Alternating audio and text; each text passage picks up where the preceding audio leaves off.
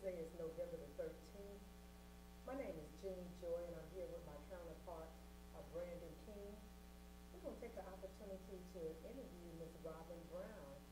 Ms. Robin Brown is the minister mother of the New Covenant Lutheran Church here in East Cleveland, Ohio.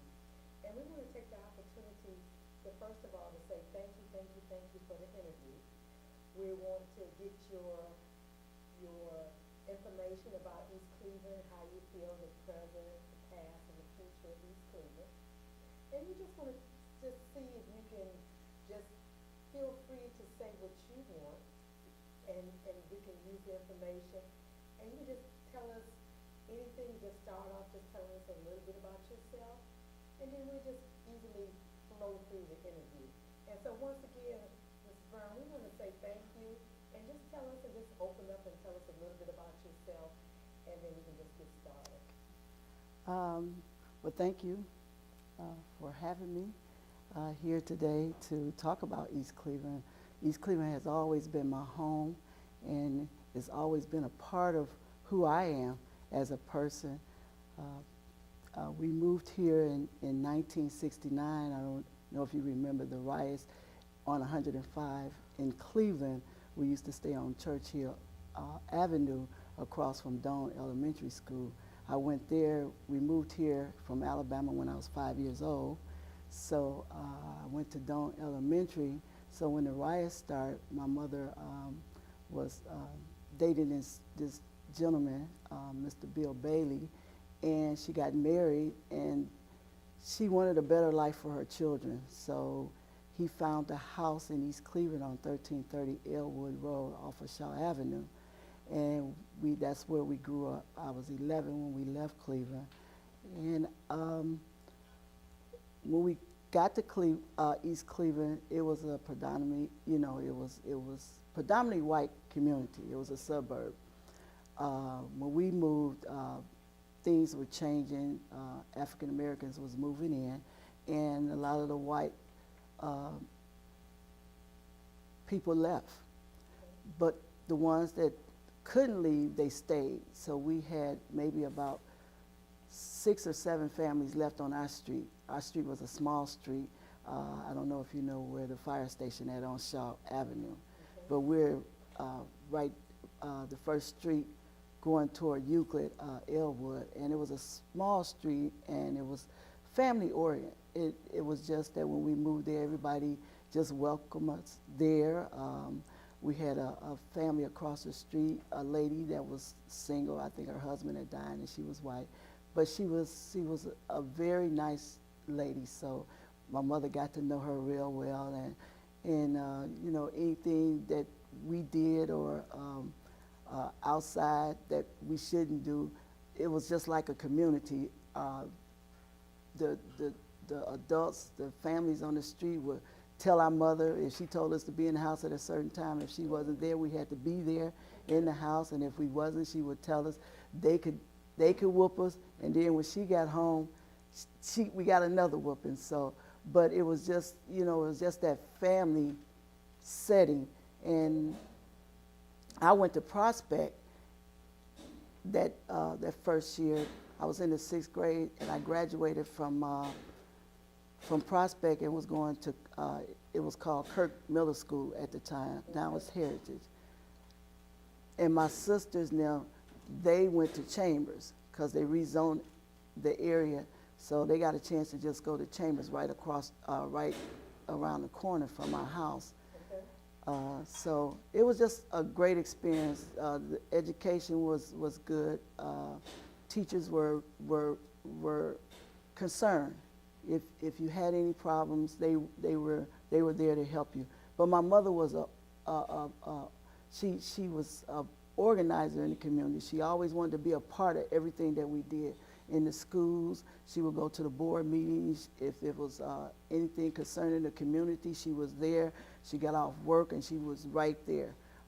So we really couldn't do anything wrong because everybody knew everybody, and if they seen it, they said, "I'm going to tell your mother," and if they told, and we would always say, "Please don't tell her, we won't do it anymore," because we know we would get, we was going to be punished when we got home. So I think that helped us grow, helped us to understand what family was. And that year we were Baptists. We were at. And when you mentioned Baptist, this is my leading question. Can you tell us about yourself and the history of your family? I know you mentioned that y'all came from Alabama and your street name. Can you tell me about yourself, how many siblings you have, about your family? And I know you talk about the home y'all lived on in the street, and you seem proud about that. Can you tell us a little bit about that? Yes, I have a sister and 2 brothers. I'm the oldest out of the 4. Okay. Your sisters and brothers, siblings is here in Cleveland? No, my sister is here. She stays out in South Euclid, and she has a son that's 9 years old. And my 2 brothers, one lives in Columbus, and the other one lives in Atlanta with their family. Okay. And when your siblings, they all grew up here, is that correct? They all grew up here. And so did they moved from East Cleveland at, guesstimate, what year about? Well, they went to Ohio State University down in Athens, Ohio, all 3 of my siblings, and they graduated from there. And my brother, when he graduated, my youngest brother, when he graduated, he came back to Cleveland trying to find a job because he wanted to be close to my mother, to help her. But at the time, he couldn't get a job. My brother married a young lady that lived in Columbus, so that's why he moved to Columbus to be with his wife, because she wanted to stay down in Columbus with her mother and her father. So. And what was your career in? I didn't go to college. My mother stressed that I should have went to college, but I didn't, because I was kind of wild at an early age and didn't really understand how important that was at the time, but I do know how important it is now. But I came here and I was the pastor's assistant. I was the pastor's assistant here at it was called St. James Lutheran Church at the time for 30-something years. And I know you being a proud parent of Minister Williams, and you had mentioned, Mr. Williams, you have other children too, is that Yes, correct? I have another older son and a daughter. Okay. And how did Minister Williams get to be the pastor of the new Covenant Lutheran Church? Well, our former pastor, Pastor Mims, decided to leave and go back to California. And before he left, he ordained us as deacons in the church. So we were doing the duties of the church. We were even sometimes doing preaching. Certain Sundays we had times where we had to do sermons on Sundays. He wanted us to just build up our confidence and build up our, knowing that God had called us to do something more than what I was doing in the church. And he told me, he said, God has a calling on your life, because I was also the Hunger Center Service Center manager for almost 30-something years. When Pastor Gahagan, I'll go back, when Pastor Gahagan was here, we were one of the 7 churches in the Interchurch Council. I don't know if you remember that, where it started the Hunger Centers. It was Corey, this church, and a couple other churches that was in the city, because we wanted to deal with hunger. Okay, And great. so. That's great, and we'll definitely talk about that. Right. We'll come back to that. And when you mentioned about your family coming from Alabama here, was both of your parents, is that correct? No, just my mother. It was just me and my mother came first, and then my grandmother brought my 2 brothers up. My sister was born here in Cleveland. So. Why East Cleveland? Why did y'all choose East Cleveland to reside? I was only 11, I think, because my stepfather was in the service, and I guess through his GI Bill he was able to purchase a home here. And my mother, I guess they both came to look at different communities, and she really liked East Cleveland and liked the school system and liked the the community. And you had mentioned too, this is our next question, Mhm. Can you think back to your earliest memory of East Cleveland and tell us what life was back then? Oh, it was great. When we got here, people were just so nice. Met a lot of my friends on the street. We were so close. We would do block parties. Uh, Here on Hayden, they had a hardware store. They had a Great Drugs across the street, and so we would, it was convenient. So we would go to the hardware store because they had penny candy. So back then we would collect bottles. You could take bottles and you can get. So we would go there and take the bottles and buy candy at the stores, and everything was convenient because my mother didn't drive. So we had to walk everywhere we went. So we just felt like, it was just a community, that cared about the people. And you remember the closeness of the neighbors and everybody was friendly. Yes. And you mentioned, just to piggyback on, you mentioned earlier that this was like a suburb. Yes. Mainly a suburb. And the suburb, how did you feel that it was a suburb when you was younger then at that point? How did you know or feel that? Because people used to say it was a suburb. It wasn't a city, it was the suburb. East Cleveland was a suburb. So when you heard that, you just knew it was a suburb. And my next question is, what are your fondest memory of East Cleveland that you would say you can stick out your chest and was proud of East Cleveland?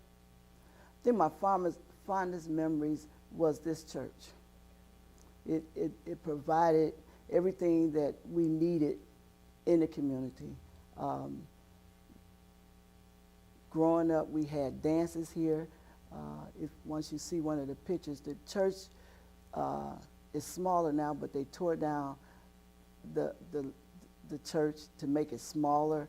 The sanctuary went all the way back here. We didn't have upstairs here. We had the lounge here, but we wouldn't use this area unless we were going to church on Sundays, because everything was up in the upper room here, and we would go in the back and come in, and had glass sliding windows where you could look down into the church. Most of my life was spent here at the church.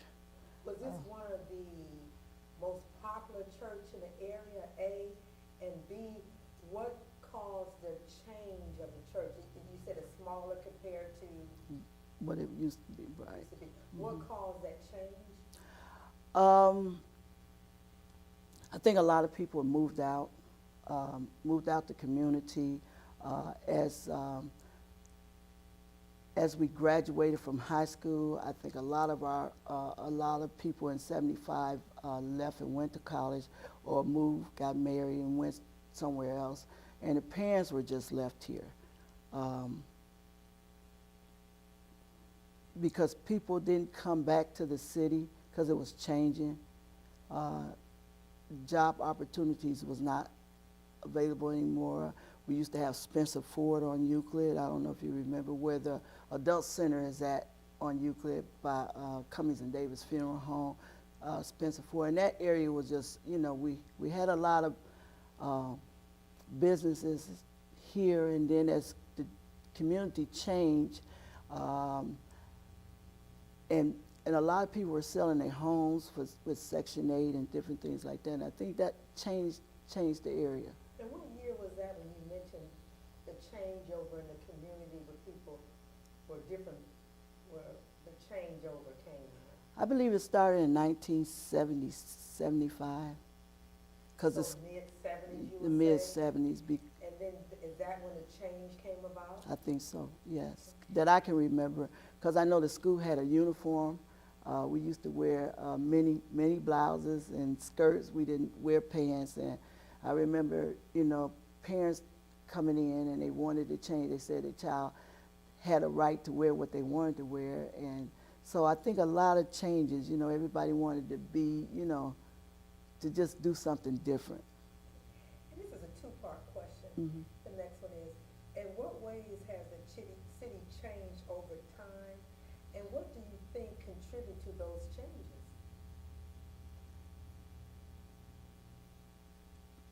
I remember when we were in East Cleveland, people were afraid to come through East Cleveland because we had a judge, Judge Jeannie. I don't know if you remember him, but he was the judge here, and he was really strict about people speeding in our city.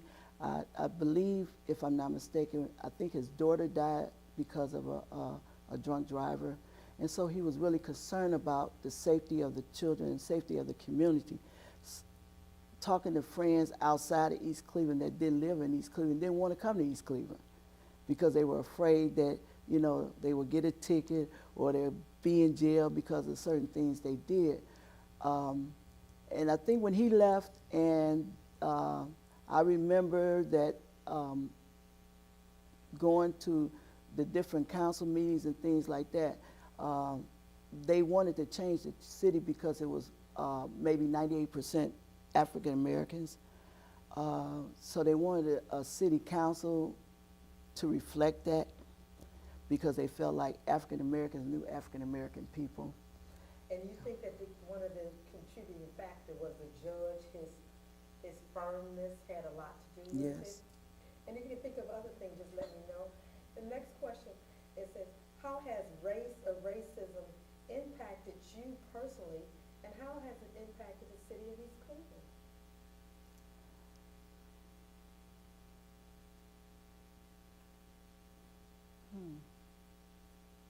Any incident that you can remember?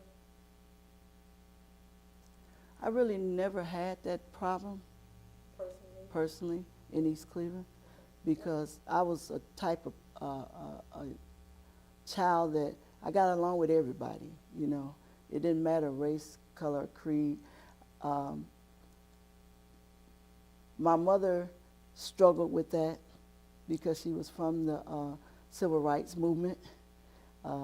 She, even when we came to St. James at the time, her and the pastor would clash all the time. They just had that, you know, way because she just felt strong that, you know, certain issues that, you know, that we had, white people didn't know or couldn't deal with what, you know. Give me an example, and it seemed like you mentioned your mother have always been active. She's been active from her hometown and has brought that same quality with her, is that correct? Yes. So can you give us an incident that your mother fought for or felt strong about? Education was her number one thing. Church was number one and education was second. She always made sure that that we had a fair education. And like today, some parents go up and say, well, my child is not like that. She would never take us when she talked to the teachers. We always had to tell her the truth. And if we didn't tell her the truth, you know what you got. But she would always go up to the schools and she would always talk to the teachers to get their side of the story first, you know. And she would come back, and if they were wrong, she would fight for the rights of all children, not just us, but everybody. I remember one time when she went up and my brother was smoking on Shaw campus because they allowed the kids to smoke at that time. And when she saw him smoke, he tried to put the cigarette out, but it was like maybe 10 or 15 of his friends sitting there with him. And she came and made all of them put the cigarette out, and she did a 2 or 3 hour speech on why they shouldn't smoke. And back then, I think kids listened. They was very respectful to adults, and I don't think they put a cigarette in their mouth for a long time because they were just afraid that if she came on campus and seen them, that they would get it, because she told them next time she come up here, they all was going to be in trouble. So, but Can you remember a time where, oh, go ahead, complete. No, but I think that was one of the things, that she was always there. She was always present, and she wanted education for everyone. Even if parents didn't come to parent-teachers conference, she would sit in for those kids and make sure that they had the right education as well. So, do you remember where race and racism has an impact on East Cleveland as a whole? You mentioned that the changeover in the population of people at one point. Can you remember where race or racism has effect? I think it has an effect. It had an effect on East Cleveland because we were all united, black, white, you know, whoever came in East Cleveland, we were all together as one. I think when the changeover, when African Americans came, they wanted they felt like that we should have a black council, black mayor, and black, you know, this and that. But and that was just some of the things that I knew because I didn't get in politics too much. You know, I wasn't a person to get into politics, but we had so much corruption, you know, in East Cleveland, and that caused people to be just, you know, well, they're going to do what they're going to do anyway. You understand? Especially the young people. They were tired of it. So a lot of my friends moved. Once they got out of college, they didn't come back. I feel like, you know, we need to give back to our community. And a lot of my friends just said they were just tired of it. You know, the taxes was going up. The houses was deteriorating. They couldn't receive any money or funding. I remember when Lutheran Housing came into East Cleveland, they were housed here at the church. And they hired me to do the paint program, to do the applications for the residents of East Cleveland. And so when people came in, if they say they needed paint, and I told them as long as you paint your house, you know, I was giving them the paint. So they said I gave everybody in East Cleveland paint, but I was supposed to screen them and this and that. But I just felt like our community needed an uplift.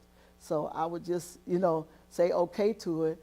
And people were painting their houses because I told them, I said, if I come by and your house is not painted, I'm going to, you know, I'm just going to have to say something to you about that because I feel like you need to use it for your house. And a lot of them did. Majority, you know, some people, but a lot of them did. They wanted to make their house, you know, to make the community look like it used to look, you know. And when you said that concerning the political scene did not reflect the neighborhood, what year would you say that the implement of the political people reflected the neighborhood? So was the people who wanted that change, is that correct? What year do you think that it came as a vision and came to reality? I would say in the 80s, late 80s, that I can recall. Because at first it wasn't it was a changeover. East Cleveland used to be called something else, and then they changed it over. Right, because we had to elect the mayor, because we didn't have a mayor. We had a city. It was a city clerk. I'm not clear on what it was because it wasn't a mayor in East Cleveland. So they did a charter so they could have a mayor. You remember when they elected, but who was the first mayor at this time? I can't recall. Okay. I'm trying to think. But for sure they did elect the mayor. They elect the mayor because they had to put it on the charter to Okay. vote for that. And then after that, that's the only thing I remember. I can't think of who was the first mayor. I think it was,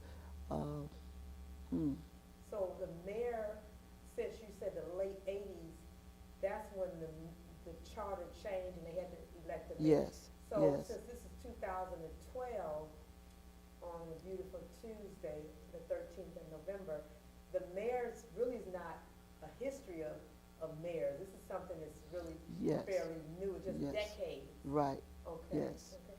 And the next question says, how has inequality impacted you personally, and how has it impacted the city of East Cleveland?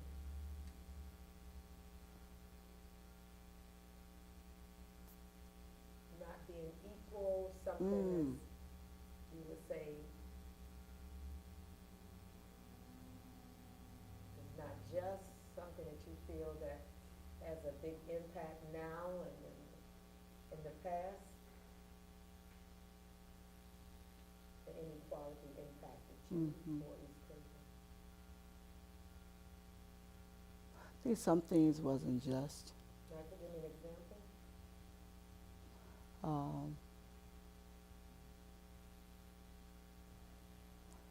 Sometimes we pick and choose who we want to help. And I hate to say that, but I think that's the truth, you know. we pick and choose who we want to help. Um, we're always arguing at the table. Even now, I think I haven't been involved in some of the things. I know in community organizing with Noah when I was here, I was active in that. But we want to change for our people. I don't think East Cleveland wasn't there for the people. Sometimes we're there for ourselves. And to me, it's important that we take care of our people and find the needs and the concerns that they need. Just an incident, we have seniors that maybe $1 or $2 over in their income and can receive the care that they need. But I had to help one senior when I was the service center director. She didn't have heat in her house for 2 years. And that just bothered me. She went up to East Cleveland and they came in and they stole some things out of her house while they were in there painting, but didn't put a furnace in there, and I couldn't understand that. So I went back up to East Cleveland to find out what was going on. So I had to find the lady from the housing in Cleveland. I knew a friend of mine. So she went in to assess things and got her furnace right away. When I intercede in that, yes. So you think that the seniors is one of the inequality impact? Seniors is one. Okay. And it seems like you definitely have a passion for East Cleveland. Oh, yes, I do. Yes. Definitely for the people. And the next question, can you recall a memory or incident of East Cleveland that you had to fight for something?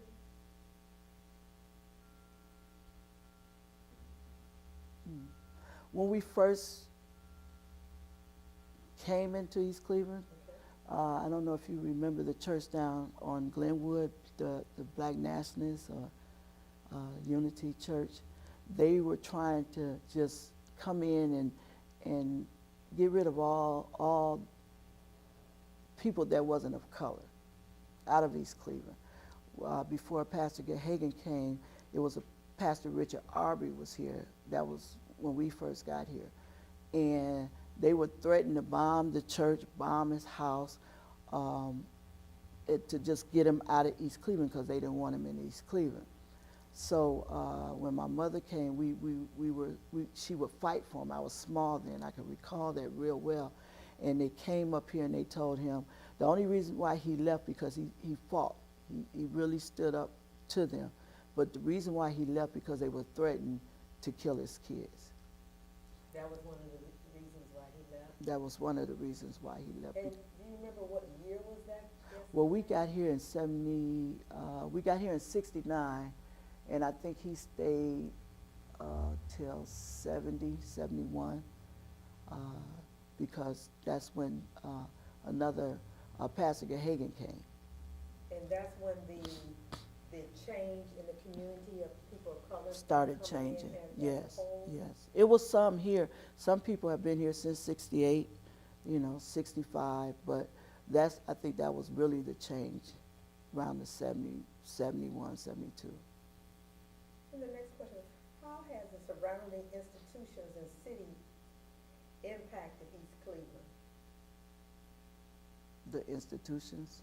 For example, you have University Circle, you have Case Western Reserve, you have the different museums, you have the different colleges that are around. I think what they're doing now is they're trying to do Euclid Quarter to make a change.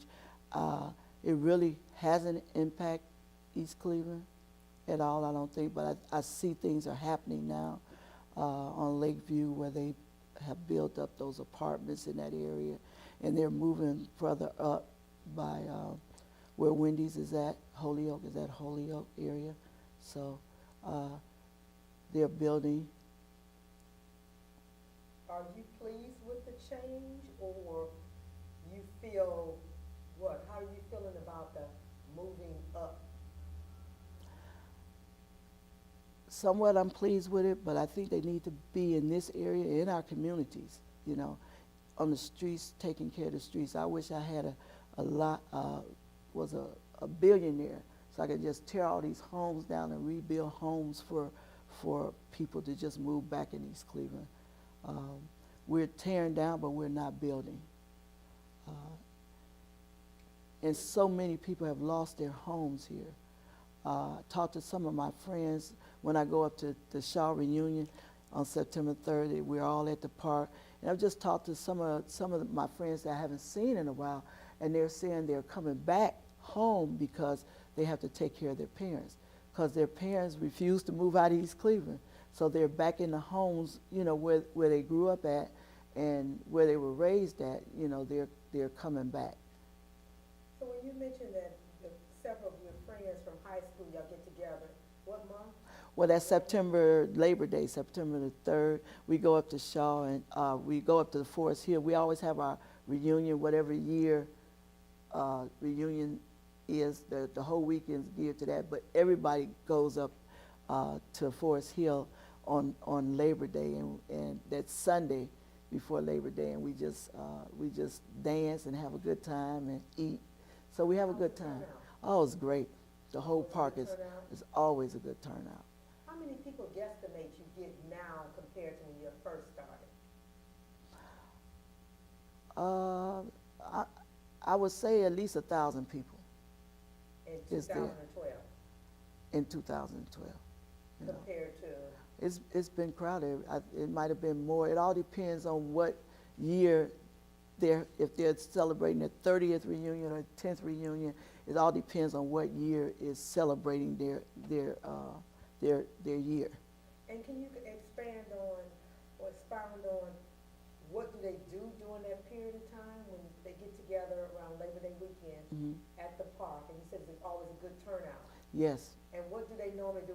Give me a typical well, run each family or each person, whoever, they come up and they pick a spot and they have food, and they just by the pond they have a DJ and they dance, do the old school dances, and they just have a good time. And then if it's that year, say if it's 1995's year, they will have the middle of the park where near the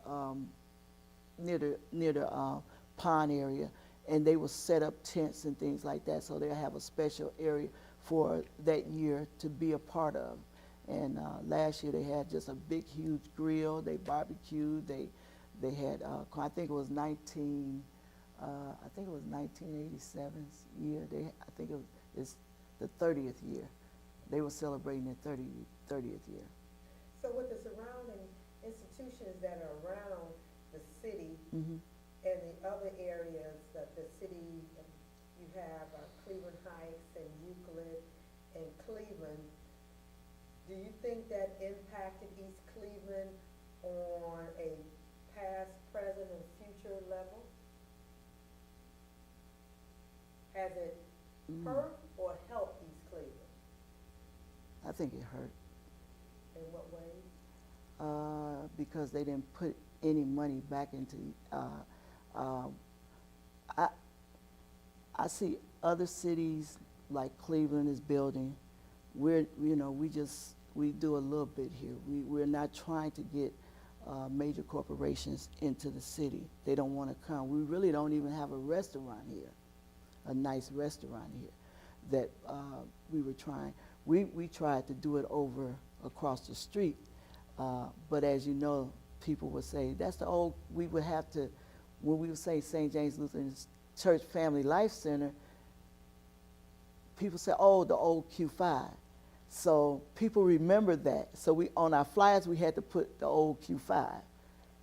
We used to try to do dances in East Cleveland for the young people, just so they can have a place to stay.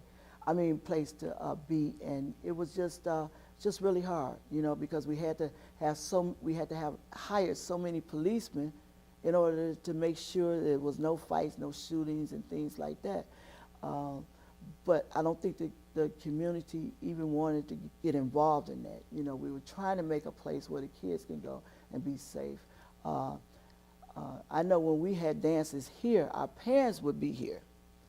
They would come and chaperone, but we didn't have that because people are so afraid of our young people. They were so afraid we would have shootings after school when I was here.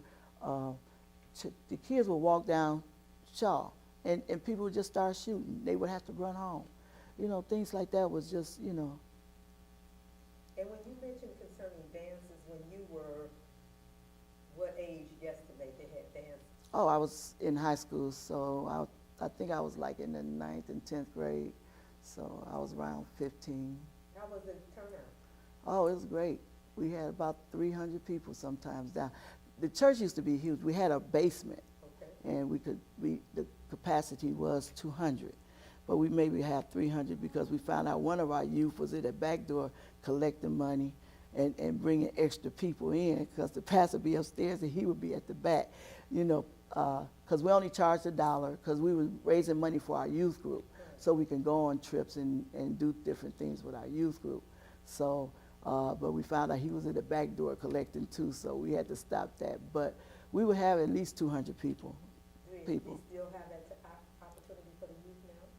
No, because when they tore down the old building, the basement is gone. So Do you know where a place where the youth can go now to have a type of thing? people have closed down. They've tried. I mean, we tried to do it across the street when we bought the building across the street, but it was just too many fights, you know, and the police didn't want to, you know, they were worried about more of their safety than everybody else's safety. And I can understand that when people are shooting, you know, so they didn't want us to be in that danger anymore. So that, you know, because we had to pay them, but some, they just refused to come, you know. This is a two-part question. Mhm. What is your vision for the future of East Cleveland? What would you like to see? What would be a vision for you? My vision is to see our churches come together, find ways that we can do more than what we're doing in the city, you know, find out what people's needs are here and try to address those needs, because it's opportunities, is funding out there, and I really believe instead of us continue to tear down homes is to try to find those homes that are refurbished, or we can go in and do some things. We still have apartments up here that's empty. You know, we have a lot of people that are homeless.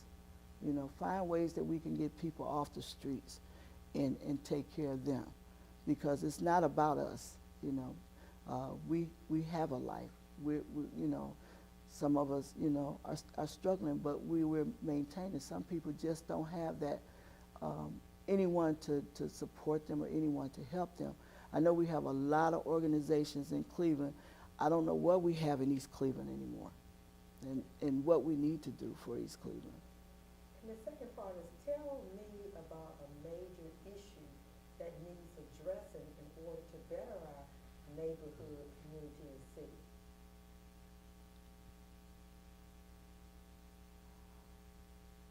I think we need revenue to come in. We need to find people that are willing to take a chance. Also, help them, provide them with resources so they can come in. You know, I know talking to our young people that I went to school with, one gentleman, he wanted to open a restaurant here. I mean, he's doing well where he's at, because he's in East Cleveland. He has license, but they wanted to give him a building that he had to fix up. Plus, he had to pay them all. You know, they want him to fix it up. So that would, you know, didn't have the money because he's a young guy. I mean, he cooks. I mean, chicken wings. I mean, the best. You know, they're great. But he went to City Hall, and they gave him such a hassle. So now he has a place in Cleveland that is already ready to go. The only thing he has to do is get his permits, and they allowed him to come in for a reasonable price. And like he said, he wanted to be here because he still lives here. His home is here. Okay. So he actually wanted to keep his home and business in the same area, but for other issues he was not able. He was not able to do Yes, that. sir. Right. So he just moved his business to. He's going to move it. Right. Okay. Because because his clientele is here. Okay, okay. But they got to go, you know, and I was up at the barber shop because I sometimes go get my hair done. I like to support the local merchants that's here. But he was just telling me, and a couple of guys was out there, and they said, we still going to go get our chicken wings from them.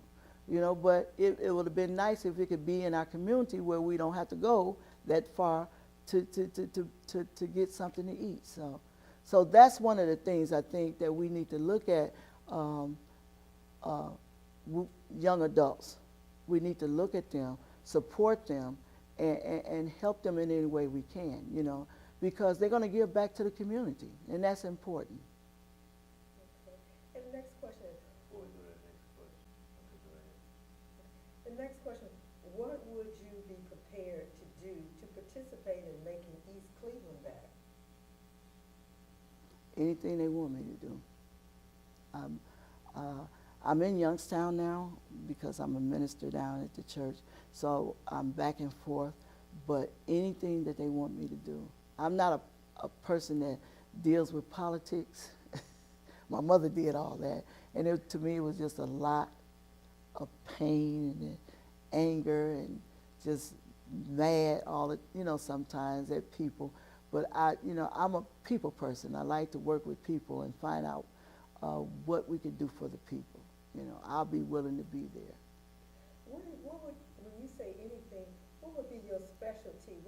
What would be your heart passionate things that you would like to do to make and be prepared to make East Cleveland better?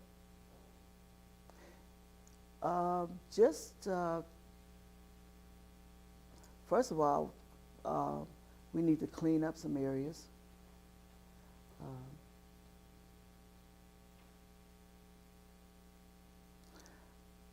think we need to have programs for our young people.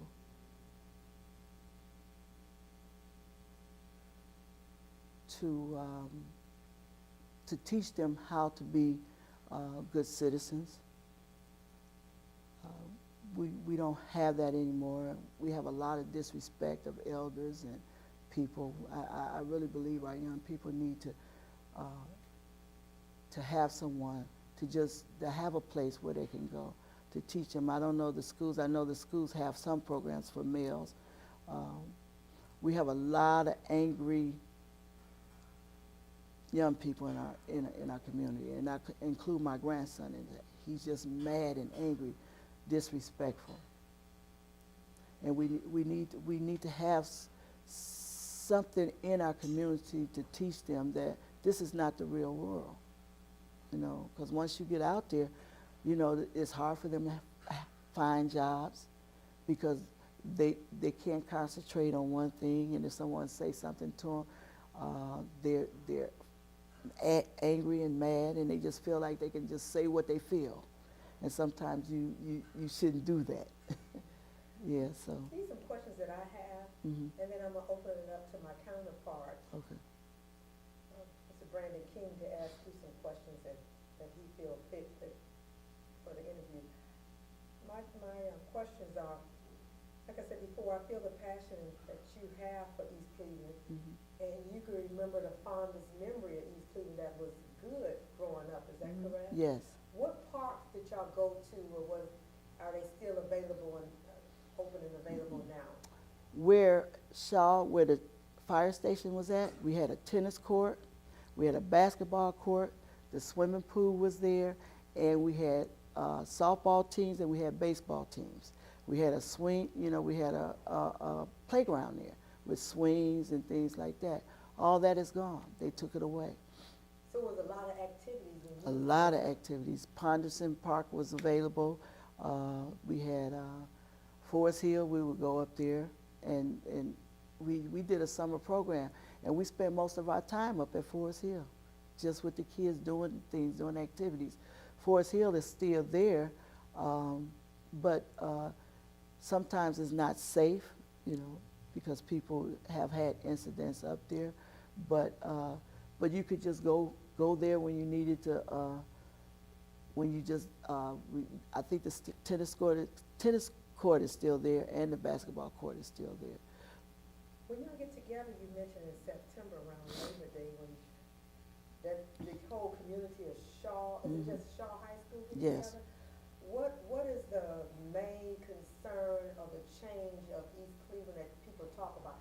Do y'all talk about issues there at that time during that weekend when y'all getting together as a reunion? Do y'all talk about issues at that time? Well, not really. I think everybody's there to have a good time. Just to see each other? Just and to see each other embrace each other. right. So I don't think we talk about the issues as much. I know talking to a couple of my friends, they have moved back in East Cleveland because of their parents have gotten old and they need help. So, but we really don't talk about the issues in East Cleveland. And when you mentioned that this particular people that you know, they're coming back because they're helping their elderly parents, and the elderly parents refuse to leave East Cleveland, is that correct? Yes, yes. Because this is where This is their home. and this all they know. That's all they know. And they're proud of it. Yes, they are. So they don't refuse to go anyplace Right. else, is that correct? Right. The streets where they're at, that's where they've been. Some have been there since they were born, you know. And so this is what they know. And do you know of, and you mentioned you in the ministry yourself, correct? Yes. With you being in the ministry from Youngstown, you do travel back and forth? I still have a home in East Cleveland. Okay. For the Yes. seniors that are here, Mhm. what percentage you think are still seniors that are here? Is there more seniors than working class? There's more seniors, I think, than working class. Okay, so- And We- when you mentioned earlier, you mentioned that you noticed a change of the community from homeowners losing their home, and you mentioned other Section 8 people coming in. Yeah, we Do you have. think that made a big impact or change, and in what perspective? Well, I don't think the Section 8 people, it was the owners of the homes that didn't take care of their houses, didn't come in to make sure things were taken care of. Like, you know, I know Section 8, people fix up their homes when Section 8 comes out, because every year they have to inspect. I know that. But I think it's other things that homeowners should be responsible for. If you're renting your house out, you should be responsible for making sure that things are taken care of. I'm going to yield and have Brandon to ask you some questions, and Okay. then I'll continue. I'd like to thank you again for taking the opportunity to have this interview here today. And I wanted to follow up a little bit on what you were just on. I know you Mhm. mentioned that you moved to East Cleveland in '69, Yes.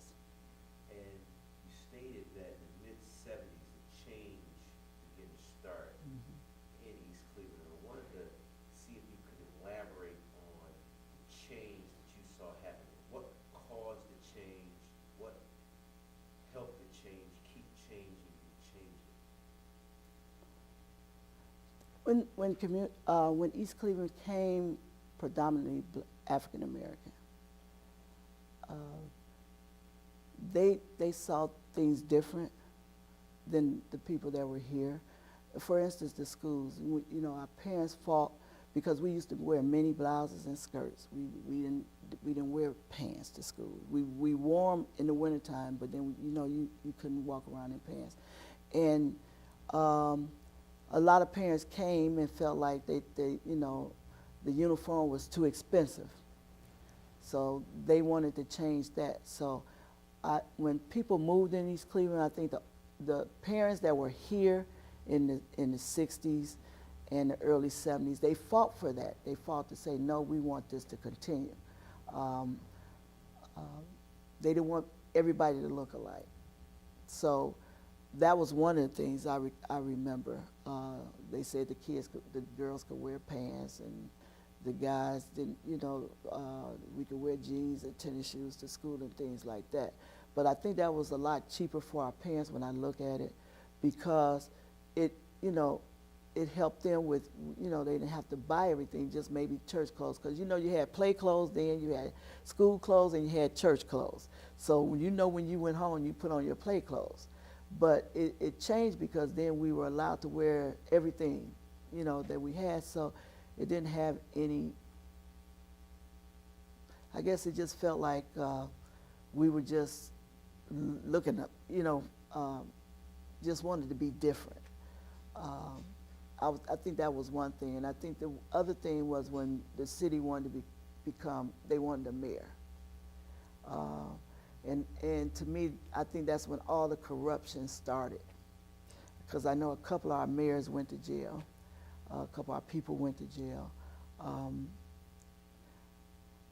And when you wanted an all-black council, city hall, I didn't have a problem with that, but we needed people to understand how we can get revenue in the city. And we don't own boats and ships and things. We have to have other people, all denominations, to sit at the table, because you have all denominations in your community. So to me, I think that was a big problem, because they're constantly arguing now. They can't pass anything. And I think we need to look at it and come together and be united as one. To me, it's not the color, it's what you can do. Are you willing to serve and make the city a better place to live, a safer place to live? So that was I think that was one of the changes in our community. Also, then we became separate. We wasn't a family anymore, because we was always fighting. Our parents was always fighting. So kids didn't want to. They said once they graduated, once they went to college, they wasn't coming back. And we always need new ideas, and we always need young adults to be here, to look at the world different. Now we're fighting because we're getting old. So we need younger people to teach us. And I think that those things happen. We wasn't concerned about the people, because the community is the people. It's not about us when we get up there. We got to find out what the needs for the people. And I think that changed. That has really changed. Okay. So you talked about the school changing and the city structure changing. Yes. How about maybe your businesses? Was there any change in the businesses from, say, 69 to? Oh, yes. And how that changed, and maybe Yes. Other elements that affected the city? That changed a lot. Yeah, Segregate. we have so many mom and pop stores. We don't even have a grocery store. We used to have Pick and Pay up there on Euclid. I don't know if you went through East Cleveland, but we had grocery stores. We don't even have a grocery store in our city. And for elderly people, they used to walk. I don't know if you remember the jitneys. They used to go and pick you up and take you to the grocery store, bring you back home, or take you where you need to go. You had people like that in the community that would help elderlies. If we see someone, walking now with their bags and stuff, as young people, we would ask, could we carry those bags and take and help them get home?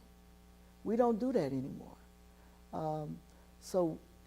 A lot of things in East Cleveland has changed. A lot of things have changed. Our elderlies are afraid to come out at night. They're afraid to come out during the day, but especially at night. And that shouldn't happen in our city. We should be a community. We're a small community. You don't even know who your neighbors is anymore. Neighbors don't get out and talk to you anymore, because they're afraid. They don't know who you are. We've done a number of interviews with people who often say that it's not as neighborly as it was, and then they kind of linked it to renters coming in and not really caring about the community. You spoke a little bit about that. Mm-hmm. To me, it's not the renters. I think to me, it's the people that are renting from them, to make sure that they are accountable. We have so many buildings that people are out of town that, the city can't tear them down because they still own the property. They pay the taxes on the property. So they're waiting on someone to come in to ask for the property so they can sell it instead of keeping it up, you know. So I know the city is taking care of that because they keep citing them, they keep charging them, you know, if they don't take care of it, you know, and eventually they'll eventually give it to the city so the city can do something about it. So I know they're working on that. But we had so many beautiful buildings in the city, and you know, you walk, you know, I used to live on Strathmore. I mean, you know, that middle section, it's terrible. I used to stay right there, 145, 16, 18 Strathmore. And I mean, the Harts used to stay across the street. As soon as they moved and went to Atlanta, they had someone in their house. In 6 months, the concrete steps was away from the house. In 6 months. Because we watch it deteriorate. And that shouldn't happen. We should be responsible.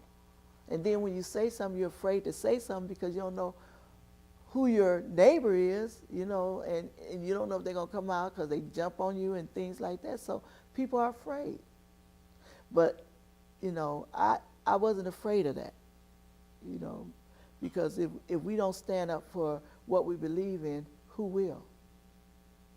Who will? You're right. I absolutely agree with that. Another thing I wanted to touch on, and how I admire you saying that you are above racism and inequality. Mm-hmm. We still have to acknowledge that racism is a big part of the fabric of the United States, Mm-hmm. and it has certainly touched East Cleveland. Mm-hmm. So if you could maybe give us an idea of what race relations were like when you first moved into the city, and then how those changed, maybe on the street or in school, the neighborhood. Did you play with? See, when we moved in East Cleveland and on our street, we only had like 3 families, and all their kids were gone. So our street was just predominantly black. We didn't, you know, we had a couple kids that stayed down the street here. I don't know if it was on Beaumont or whatever that stayed, and they had, you know, we had a couple of Caucasians, you know, in the school. I knew them, you know, I would speak to them, but they were always together because it was a family. I know it's a lady still stayed over here at where Coney's is at, down that street. She still walks. She's like 80 years old. I mean, she's still there. That family, I think, moved somewhere else, but they're still in East Cleveland. So it wasn't a lot at the schools because East Cleveland had became predominantly black when we moved. Okay. Our pastor, Gahagan, was here. And when he came, his family was on 142nd. But that was our parsonage at the time. So he had to move up the hill because they were always messing with his kids and calling them names and different things like that. So they had a hard time when he first got here. He did make a comment to me because he was from Beaver Falls in Pittsburgh. Before he left, he said that he thought he was going to be this great white hope coming into East Cleveland to save East Cleveland. But he found out that the community gave him a sense of pride and more than what he thought he would bring, because we gave him that spiritual part.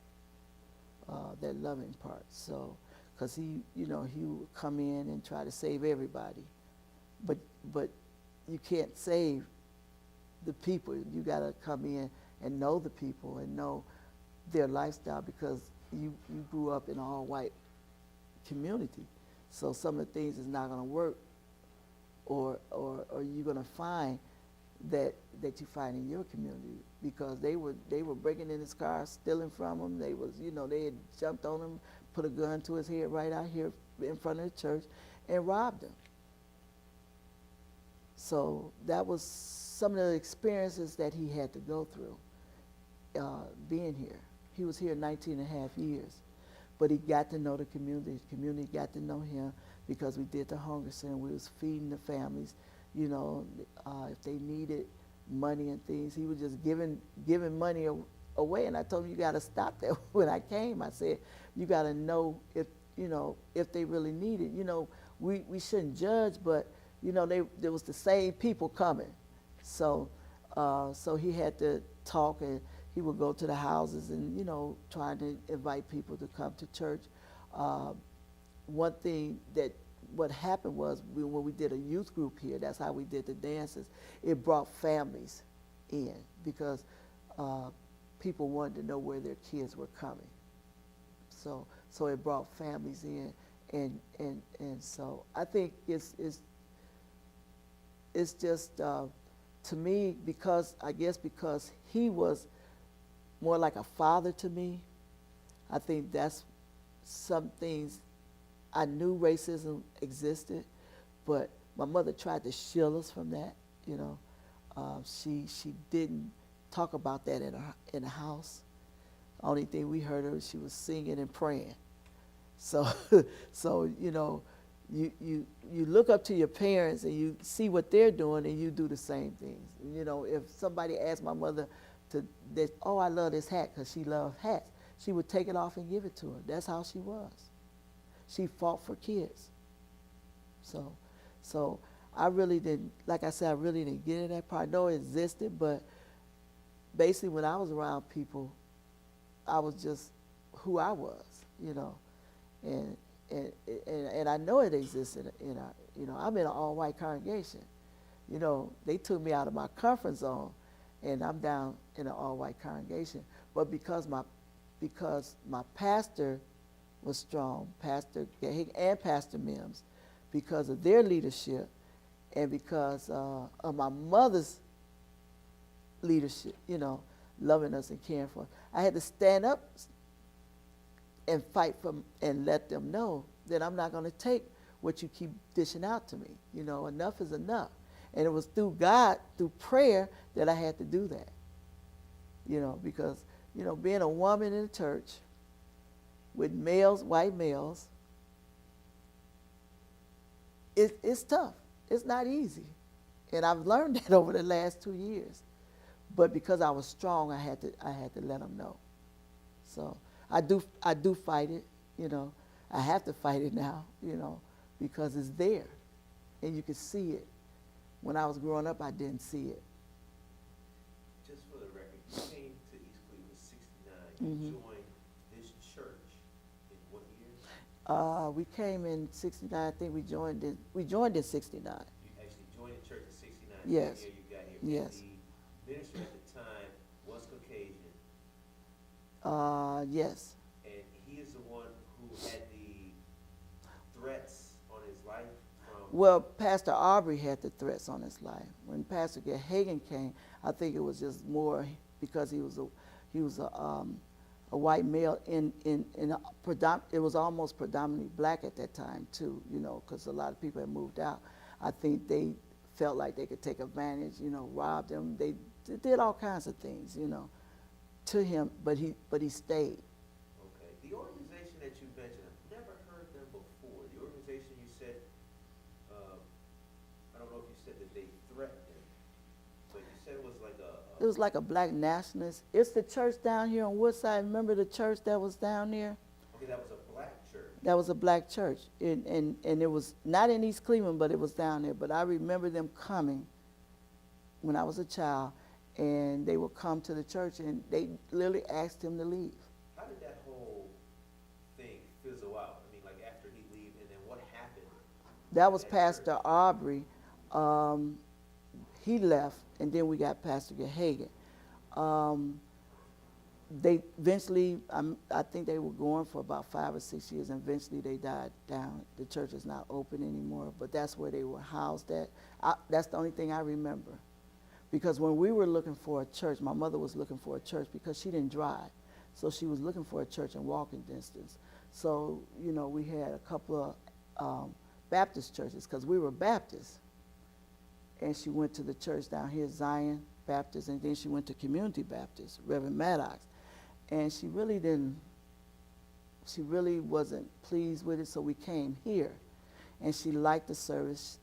It was different, but she liked the people, and she felt like they geared to more young people here, so that's why we joined the church.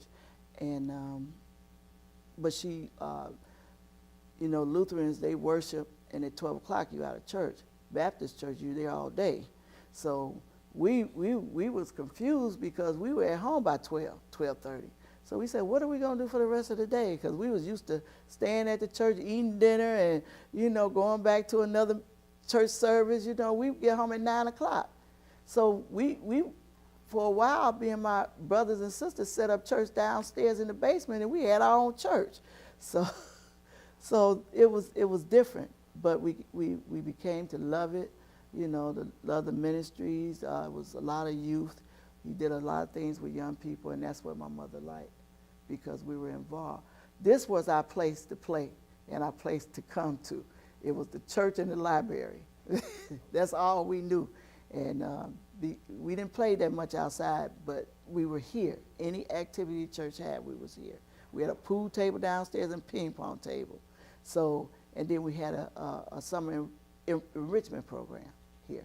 So that's all we did was church. Okay, well, this is my final question. I'll turn back over to Lady Red. You did mention the Huff riots, and I just wanted to see if we could get you to talk a little bit more about the Huff riots, because it certainly sounds like maybe the church down the street was a remnant of that whole black movement. So I just wanted to see if you had anything else. Well, we had just left 105. We came to East Cleveland, and I think it was the following week when they burned up Peter Pan's, because we used to go to Peter Pan's on 105. I don't know if you remember the movie theater. It was a lot of things, and we had just left that area.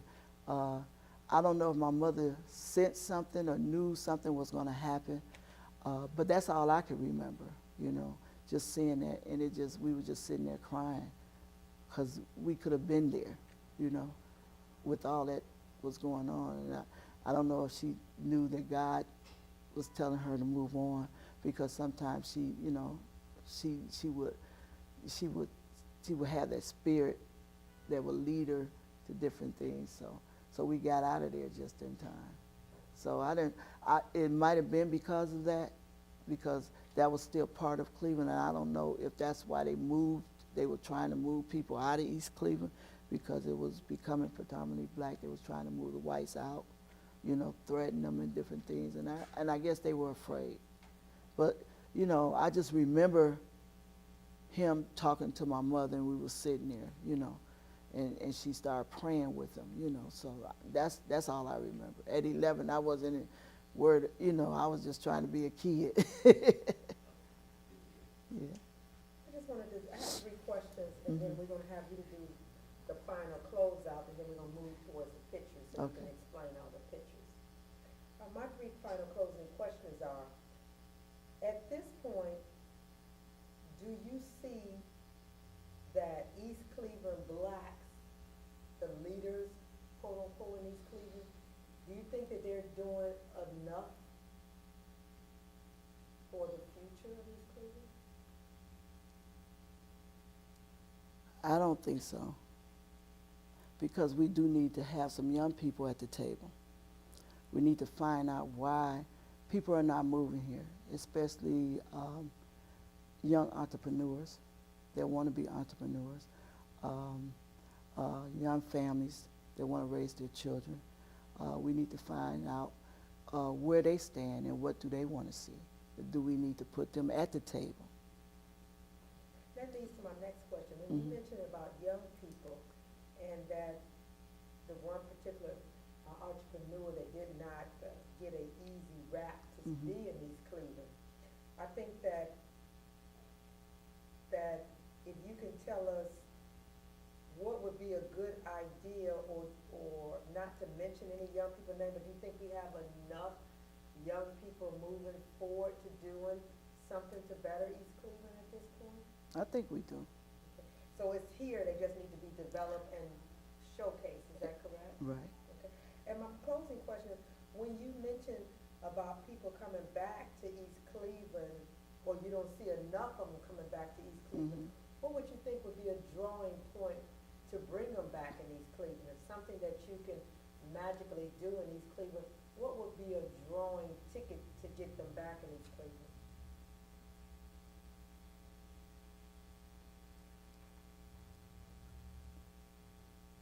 I think to put them at the table. You know, we, especially our older ones that's been in city council and been up there for a long time, I think we need to sit down, they need to sit down and just really talk to them and see what's going on, why these things are not happening, why you can't, you know, help someone if they want to bring revenue back to the city. You know, we need to look at that, you know. Find someone that want to open up a restaurant in East Cleveland. I think, and make it safe. You know, people, when people talk about East Cleveland, they're afraid to come in East Cleveland because they feel like they're going to get shot. That's the first thing people tell me. You know, we're going to get shot. You know, this is happening, that is happening. But that's not the truth. You know, we have good people in East Cleveland. Good people. Great people, you know. So. In closing, Mrs. Brown, can you tell us from the heart some closing questions that maybe we didn't ask you, or something you can tell us, because this was a powerful interview. You can just open up your heart, look into the camera, and just say how you feel. What would be closing for you? You want us to remember you as? Remember me as?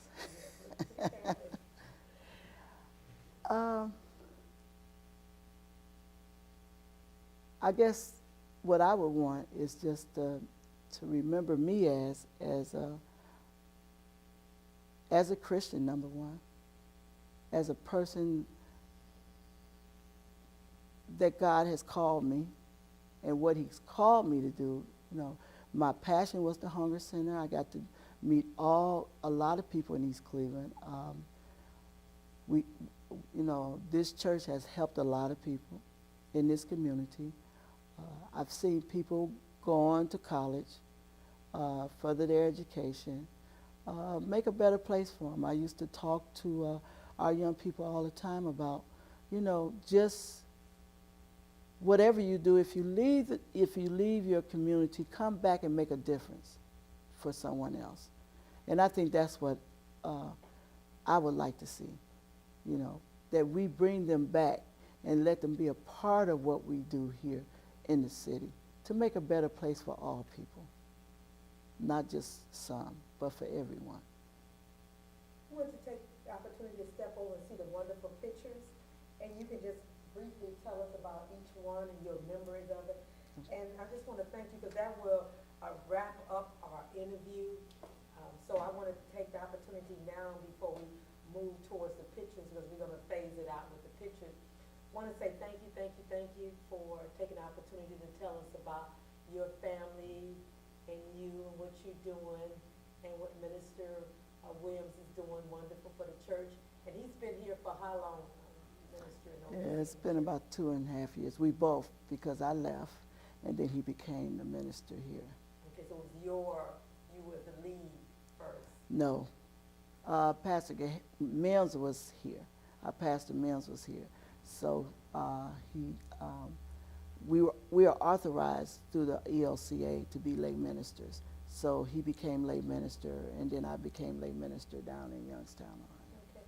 Well, we're going to move forward and move towards the pictures, and that will wrap it up for us. And we're definitely looking forward to, you have another part that you want us to come someplace else and do the interview. We'd be more than happy to.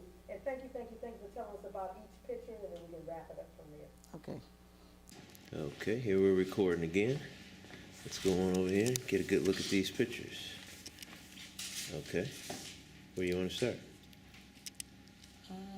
We could start here. Okay. This was the front of the old church, St. James. It went all the way out in the basement. we didn't have, we only had parking on this side. And so, but we tore it down because we didn't, they didn't have a vision of growing. Mm-hmm. And now, so when Pastor Mims came, we used to always have the daycare, the day camp. This is part of the day camp in the summer. We did that for 9 weeks. Nice. Okay. Okay, and how many years you been doing that? Doing that ever since Pastor Hagan came in 1972. Okay, okay. This is the food bank here. Good old Cleveland Food Bank. Mhm. How many Yeah. days a week you do that? That's Monday, Wednesdays, and Fridays, 3 days a week. We used to be open 7 days a week, but they cut it down to 3 days a week. Now you pass out food or you just serve meals? Pass out. Okay, good deal. This is when